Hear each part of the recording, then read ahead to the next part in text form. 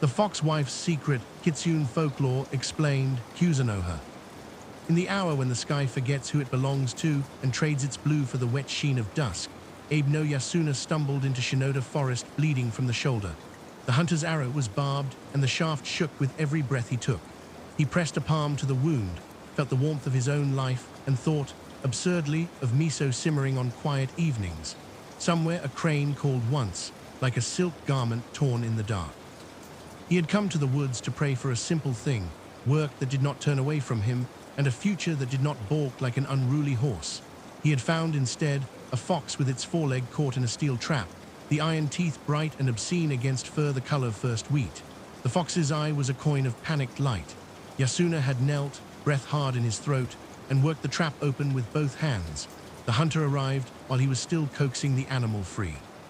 "Step away," the hunter said, not unkindly, but with the casual arrogance of someone certain the world was made to supply him. His bow was already drawn. "That pelt is pledged to my supper." "It was suffering," Yasuna replied. The fox made a noise, he could not name it, and pressed itself against his shin as though the cloth of his hakama were a gate that could hold back fate. "And now it is." "Then you can suffer in its place," the hunter said, and the bow sang. The arrow missed his heart by the width of a pledge and lodged in his shoulder, unshowy as a forgotten needle. In the rush that followed, mud, stinging leaves, the hiss of the hunter's curse, Yasuna ran. He did not look back. He did not stop. It seemed to him that the fox ran with him, a dart of pale fire moving at the edge of his vision. When he finally collapsed under a cedar so wide it seemed a trick of the eye, the forest had gathered around him like a listening crowd. "You are a fool," said a voice like riverlight. Yasuna stared. A woman stood where the fox might have been, the same color of hair, the same impossible intensity in her dark eyes. Her robe was traveling coarse, but the way it sat on her was like poetry pretending to be a list. She reached for him without asking and broke the arrow cleanly, as if plucking a reed for a flute. "Who are you?" he managed. "Someone who owes you a debt," she said, binding the wound with a strip torn from her sleeve. Her hands were quick and very warm. "You shouldn't have put yourself between another creature and a man who thinks he owns everything he sees." "Men like that need reminders," Yasuna said. He winced, and then, because the aimless, ungoverned words rose in him, added, "I'm Yasuna, of no particular clan, of no particular favor." "I know," she said, and smiled the kind of smile that reveals both kindness and 1,000 unspoken teeth. "Kuzunoha," she offered after a moment. "I have been many names, but that one will do." They sat under the cedar while the light sifted itself into shadows. The air smelled of wet bark and that faint sweetness cedars save for themselves. She hummed. He realized dizzily that the humming was to make him breathe at the right pace. By the time the moon rose, the bleeding had eased, and the world had narrowed to two people who did not yet understand what the night had decided for them. "Come," Kuzunoha said at last, raising him with a strength out of proportion to her slightness. "The hunter will not venture this deep. My home is not far. We will feed the wound, something more practical than promises." "And your debt?" he asked. Her eyes in the moonlight shone like lacquered ink. "Debts," she said softly, "are dangerous to count before they come due."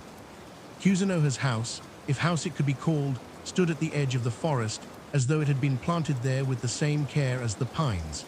The roof was thatch, the walls clean but plain, and the little veranda had the dignity of good posture.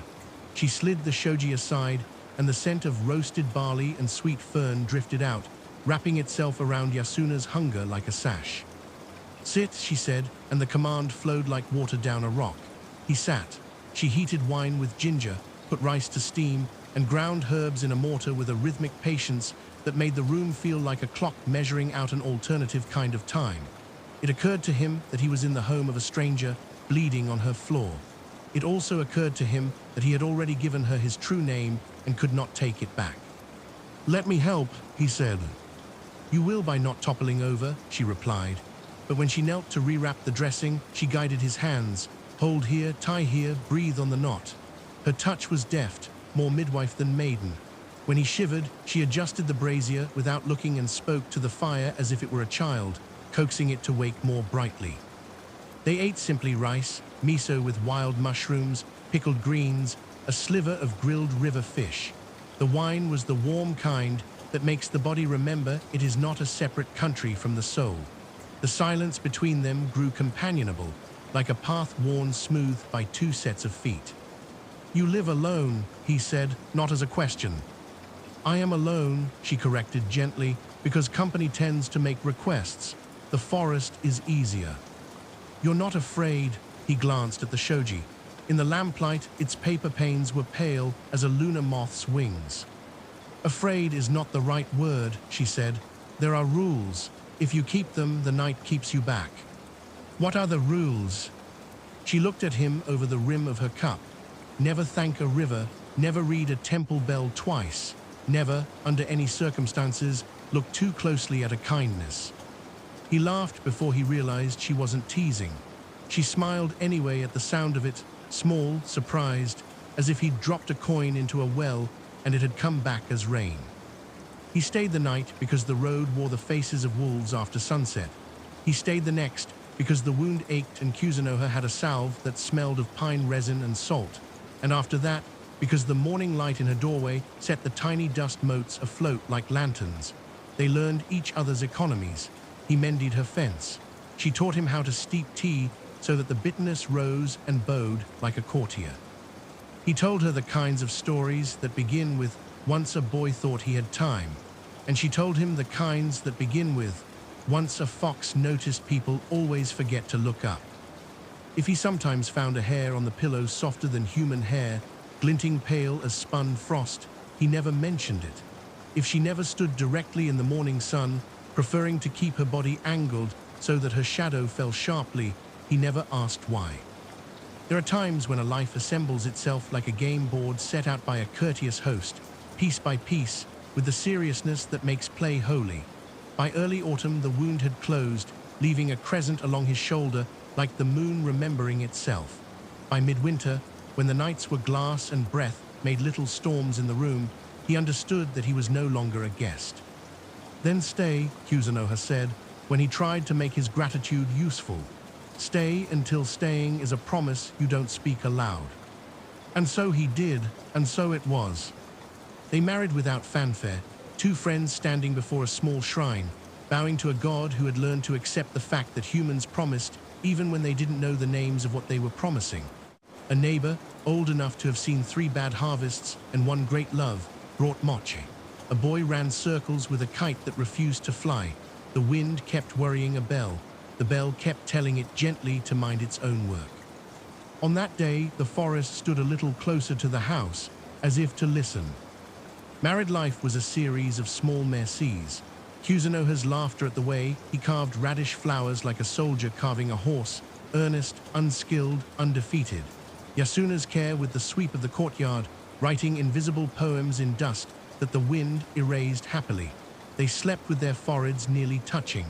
They woke to the fact that waking together is half of all good fortune. But there were peculiarities too, the sorts of pebbles in a shoe one refuses to acknowledge because the road is otherwise so clean. Kuzunoha did not like festivals. She would walk with him to the threshold of sound, to the place where lanterns begin to glow like folded suns, then put a hand on his wrist and say, "Tell me everything when you return." She was shy of mirrors and drew the shoji tight when rain blurred the world into reflections. Every so often, Yasuna would wake at night to find her standing at the doorway, listening, as if the forest had cleared its throat and was about to say something important.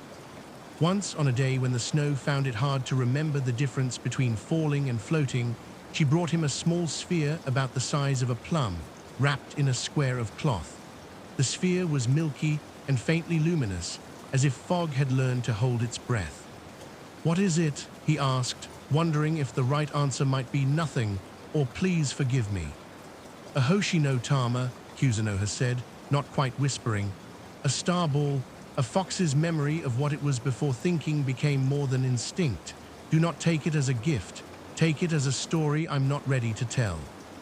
He felt the weight of it in his palm, both lighter and heavier than the world deserved. He placed it back in her hands. "Then keep the story," he said. "When it is ready, it will tell me." "Perhaps," she said, and for a heartbeat he saw something pass across her face, like the shadow of a bird you never quite find in the sky, regret or relief, or the way love looks when it knows it won't last forever and chooses to live anyway. In the spring, a son was born to them. He came in with a lusty cry like a statement of terms, and then, as if embarrassed by his own boldness.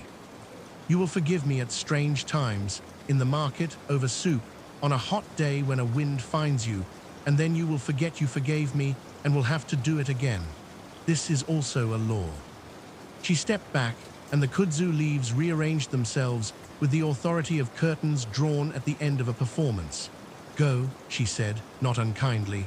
If you wait, the forest will start doing tricks to keep you, and you do not have the right kind of stubbornness to argue with it. He bowed the deep bow of someone who has nothing to offer but acknowledgement. Seimei, sensing that goodbyes are a kind of weather adults invent, clapped once, as if to startle fate into leniency. It did not work. They left. The path closed behind them in a rustle like a dress, deciding to remain a dress and not become rain. Years folded like screens. Seimei grew into a boy whose gaze made adults shift their weight, as if they had been measured and found to be in need of improvement. He learned to count using pebbles and the holes of a bamboo flute. He learned the names of the winds that snap at laundry and the winds that persuade smoke to behave itself. When he misbehaved, which was rare and spectacular, he hid under the veranda and conversed with something only he could see until his temper wore itself out and joined him in for tea. On the appointed kinds of evenings, Yasuna took him to the cedar ring at the forest's lip. They stood where the earth gave the impression of having been ironed. Yasuna called Kuzunoha's name, and the air grew attentive. She arrived as promised, never crossing the boundary, which was marked by nothing and therefore impossible to forget. The light around her was not brighter exactly, but it had opinions. Mother, Seimei said each time, solemn as a priest. Bright life, she answered, tail flicking once, and then the lesson would begin. A fox's lesson is unlike a human's. There were no chalk lines, no lists, no patient repetition.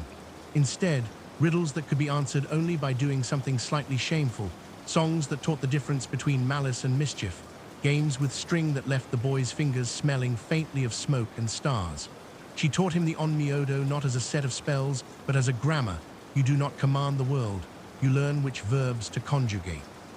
He drew pentagrams not to trap, but to invite treaty. He learned to ask a shadow its name and to accept that some shadows lie.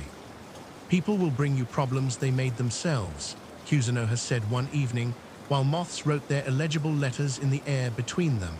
Some you will accept because you have that kind of mercy and it will be good for you. Some you will refuse because you are not a well and even wells go dry. Will I become a fox? Seimei asked, peering at the uncrossable line as if it were a narrow river. You will become a man who can be trusted by foxes, she said. It is rarer and costs more. Yasuna stood quiet at each lesson, the way one stands at the edge of a dance one cannot drill into his body. He would go home aching with the desire to hold hands that could no longer hold him, and satisfied by the austere joy of watching a child find a language that had been waiting for him. Sometimes he dreamed of Kuzunoha waiting in the kudzu, patient as a debt that accrues no interest. One late summer evening, as the cicadas rehearsed for a concert that had no intermission, Kuzunoha lifted the star ball and placed it just over the boundary so that it could rest in the crease of earth on the human side. When I am gone too far for calling, she said, this will answer the questions your father cannot. It will not give you what you want. It will help you want the right things.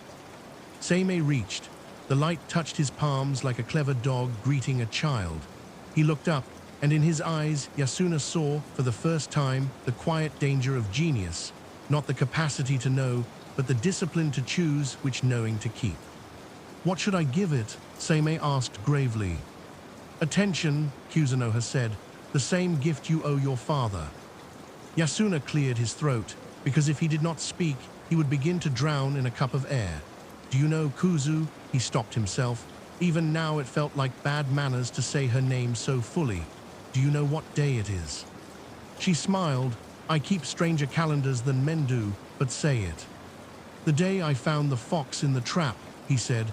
the day all of this began. Then it is a good day, she replied, and for a moment the boundary seemed no thicker than a thread of spun sugar. They stood that way until the light thinned to a kind of edible dusk. Then she stepped back, and the world closed its book with a soft sound that meant, for now, we have come as far as we can come. The first omen came as a polite inconvenience. All the carp in the village pond forgot how to face upstream. They drifted in place with their mouths opening and closing, as if tasting an argument they could not finish. The elders blamed a traveling peddler, then the weather, then a boy who had kicked a stone the wrong way. Seimei, 13 and untamable only in the privacy of his thoughts, stood at the bank with his hands in his sleeves and watched the water think. "Do something clever," one of the elders said to Yasuna, meaning the boy. Yasuna made the shape of refusal with his mouth and then sighed. "Go on," he told Seimei. "If you fail, we'll discuss how to fail with dignity on the way home." Seimei nodded and knelt. He set the star ball on a flat stone, not to use it like a tool, but to ask it to listen. He drew a pentagram with a reed, lines thin and tremulous on the water's skin, each point he touched with a syllable that sounded like a word learning to walk. The carp turned in toward him, all at once, as if a bell only fish could hear had rung exactly once. "It's just a pattern," Seimei said to himself and to the pond. "Water is a good student, it repeats what it sees." He smudged one point with his finger, then redrew it with the gentleness of a friend straightening another friend's collar. The current corrected itself. The fish faced upstream, indignant even in their relief. "What did you do?" the elder demanded, torn between gratitude and the suspicion that the world had allowed itself to be improved by a child. "Reminded the river which way the story goes," Seimei said, bowing. He did not take the coin they offered, but he wrote the pattern on the underside of their ladle with a charcoal nub. "When soup forgets that it is soup, stir this way," he instructed the cook's wife, who nodded as if he had handed her a comb for the wind. On their walk home, Yasuna let his hand brush Seimei's shoulder. "You didn't ask the starball for the answer." "I asked it to keep me from asking the wrong question," Seimei said. "Mother says most harm comes from people being confident on the wrong day." "And what day was this?" "A day to make a small fix quietly," Seimei answered, and Yasuna felt the warmth and the ache arrive together as usual. A monk with a face like old bark arrived in late autumn, carrying nothing but a begging bowl and the ability to be silent more completely than other men. He slept in Yasuna's shed and ate rice as if it were a new idea each time. Seimei shadowed him for 3 days, which is an eternity in the arithmetic of boys. "You want to learn to be still," the monk said at last, without turning. "I want to learn when to move," Seimei replied. The monk laughed. "Same thing, come." They walked to the far field where scarecrows watched the horizon with misplaced dignity. The monk handed Seimei a bell the size of a plum. "Ring this only when you must," he said, and sat. Afternoon unrolled.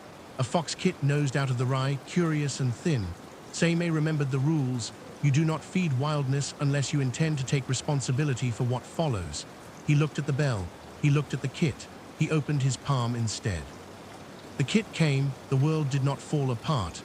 It ate 2 grains of rice and a scrap of yam, then slipped away as if embarrassment were a cloak. Only then did Seimei ring the bell. "Why now?" the monk asked. "To tell the moment that it was not wasted," Seimei said. "Your mother has taught you the grammar of the invisible," the monk said mildly. "Your father has taught you when to keep your hands warm. Remember both. There will be a city that forgets them." "Kyoto," Seimei guessed, tasting the syllables the way you taste rain to see if it has a color. "The city is a mouth that never closes," the monk said. "They will want you to be a tooth." Yasuna, when he heard this, polished his knife without looking up. "Teeth are necessary," he said. "They also crack," the monk replied, but he smiled as he said it. The summons arrived on paper thin as a patient's wrist. A courier bowing too low to be comfortable read the words aloud to the floor. The court desired the assistance of Abe no Seimei. They used Yasuna's name because the world has trouble recognizing a genius before his voice completes its change in matters of ill luck that had refused to be bullied by experts. Yasuna read the message after the door had stopped shaking from the courier's importance. "If I say no," he asked Seimei. "The city will still dream," Seimei said, "but the nightmares will have better manners if we go." They went. Before they left, Yasuna took Seimei one more time to the cedar ring, the boundary held, humble as always. Kuzunoha appeared with the autumn light draped over her shoulders. "Kyoto," she said, as if the word itself had mud on its shoes. "They think the sky is their umbrella, it leaks." "What am I to take?" Seimei asked. "What you cannot avoid," Kuzunoha said. "Thread, a gourd with a hole in it, 5 beans, your father's voice." She looked at Yasuna for a long breath. "Bring him back to me." "I intend to return," Yasuna said, trying to make intention sound like fate. "Intention is a lantern," she said. "Fate." The sky inhaled. A drumbeat began with no drummer. Paper lanterns turned their faces away, modest. Then the parade arrived, some demons loud as brass, some small and ordinary as grief in a kitchen. Tengu with their long noses and longer memories, umbrella spirits hopping on single legs with the cheerfulness of people who have decided that being ridiculous is a kind of strength. A woman with too many teeth, each one polite as an apology. They came to the line and stopped, not surprised but serious, like travelers faced with a river that knows them by name. "This is not a wall," Seimei said aloud, so they could hear his courtesy. "It is a reminder, we know what you are, you know what we are, don't cross tonight."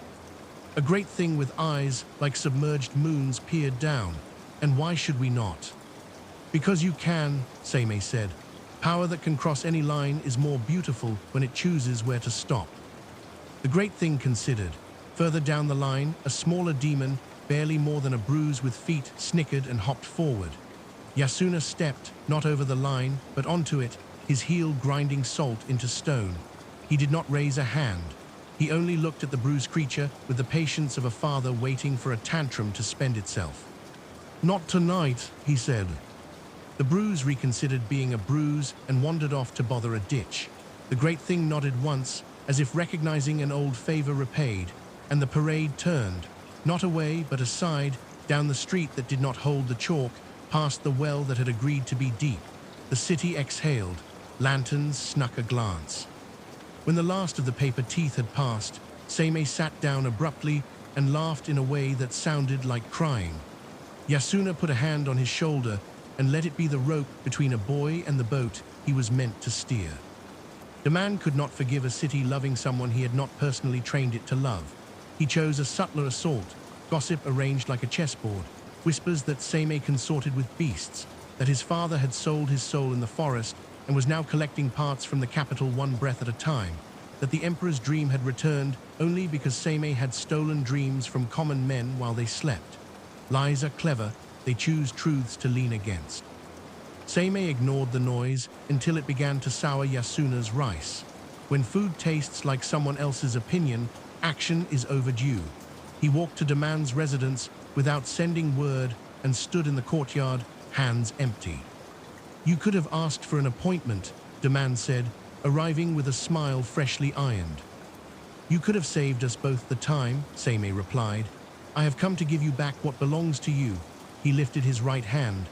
3 little shadows shook themselves loose, mouse-like, and scurried across the stones to curl at Daman's feet. The older man flinched despite himself.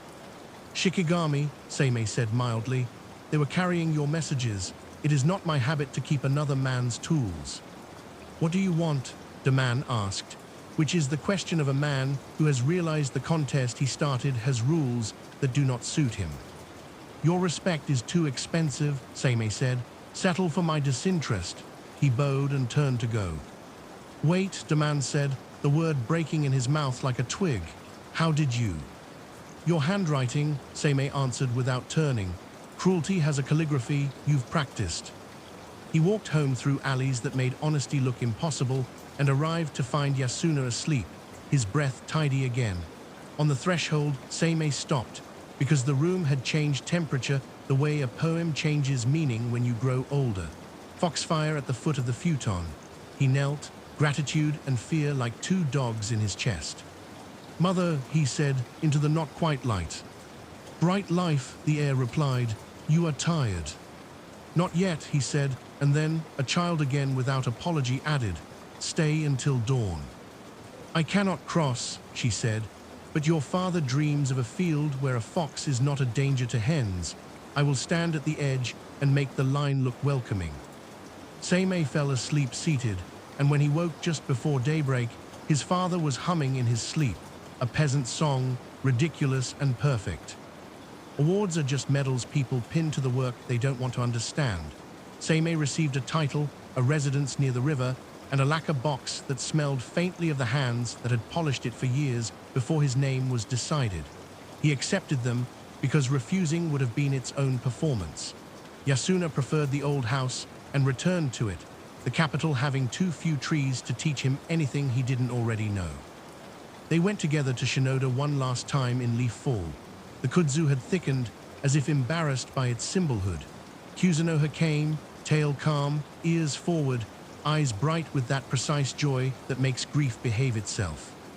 Yasuna, she said. Kuzunoha, he answered, the name an exhalation and a bow. They did not touch. They said all the small things. Did you eat? Are you warm? I found that old scarf that looks ridiculous on you. You are still terrible at pretending not to be kind. Then they were quiet together, which is the true conversation. I am closer to the hill now, Yasuna said eventually, looking past her to where the forest lifted its knees into the sky. I would like to walk toward it without losing my way. You won't, she said. You have been practicing since you were born. Seimei stood aside, too big now to be held on a hip, too small to be entirely sure what to do with his hands. Kuzunoha looked at him with pride that did not need ownership to be fierce. When you come to a question you cannot answer with books or courage, she said, boil rice, feed someone. The door you need opens when two people have eaten well. She plucked a single hair and let it float across the boundary. It drifted onto Seimei's sleeve and vanished, not fallen but joined. For when you think you have no tricks left, she said. Then the forest made that small, decisive sound of a story ending its chapter, and they went their ways, fox into shadow, men into sun. Yasuna died in early spring, on a morning that smelled of new mud and foolish promises. He had arranged his face, as if apologizing for leaving the kettle on. Seimei sat with him through the last quiet hours, counting his father's breaths to make sure the number was respectable. When the final one went out like a lamp that prefers to be a window, Seimei bowed until his forehead touched the floor. Neighbors came with their particular kinds of alms, rice, a story, practical advice about roofs. Seimei performed the rites with attention so precise it made grief behave. At the pyre, wind cooperated. Ash rose and then settled without making drama of itself. That night, foxfire gathered at the threshold, not to frighten, but to escort. Seimei set out 2 bowls of rice, 1 small cup of sake, and the old knife with the handle mended long ago. He poured the sake on the ground, and the earth drank without spilling. He went to Shinoda as a son and stood at the boundary as a man. Kuzunoha arrived in the hour between tears and sleep. She did not pretend not to be crying. Foxes cry elegantly, it is one of their faults. I could not come, she said, which was both true and false in all the right ways. You were there, Seimei said, which was both false and true in the only ways that mattered. They did not speak for a while, wind passed. Something hunted something else and was forgiven. Take what remains of his kindness and spend it on people who don't deserve it, Kuzunoha said at last, as if giving an heirloom with a terrible curse. It will multiply before you can regret your generosity. Seimei nodded. He would have liked you to scold me about my laundry, he said. I did, she replied, and he smiled despite himself, the way you do when a memory arrives with warm hands.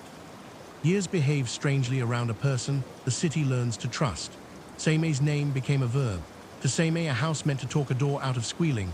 To Seimei, a street meant to convince wind and shadow that they were cousins.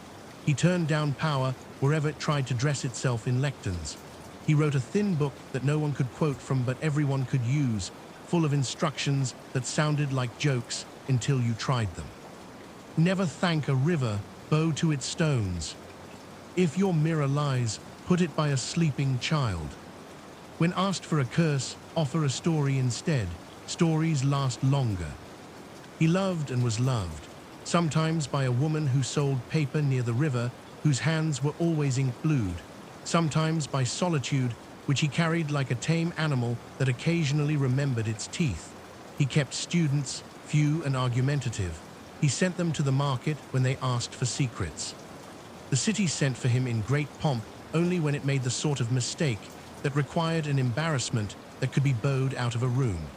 He fenced with demand as gentlemen fence, rarely, elegantly, without blood, both of them understanding that to remove the other would be to remove a needed angle from the world.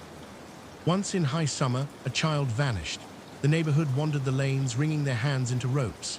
Seimei found her, weeping under the stage of a traveling theater, convinced she had displeased the painted lord whose face had stared from a banner.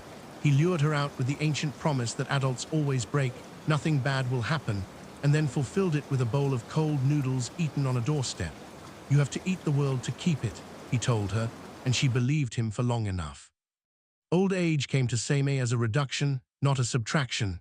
His steps shortened, but carried more. His hands trembled pouring tea, but steadied lines on paper that did not want to be straight. The starball lived now on a low shelf, a domestic moon. He touched it mornings the way some men touch SH.